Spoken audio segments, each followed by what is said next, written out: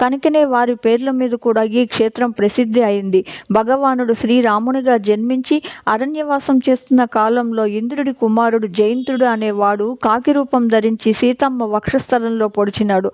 ఆ బాధను పడలేని సీతమ్మ తన ఒడిలో నిద్రిస్తున్న రామచంద్రుని లేపింది. శ్రీరామచంద్రుడు లేచి జరిగిన సంగతి తెలుసుకొని అగ్రహోదగ్రుడయ్యాడు. చేతికందిన దర్భను తీసుకొని బ్రహ్మాస్త్రంగా మంత్రించి కాకాసురునిపై వదిలినాడు. కాకాసురుడు బ్రహ్మాస్త్రానికి భయపడి ముల్లోకాలు పరిగెత్తిన కానీ తల్లి, తండ్రి, దేవతలు, మహర్షులు ఎవరూ రక్షించలేకపోయారు. తనను రక్షించేవారు ఎవరూ లేరని తెలిసి చివరకు శ్రీరామచంద్రుణ్ణి శరణు చొచ్చాడు.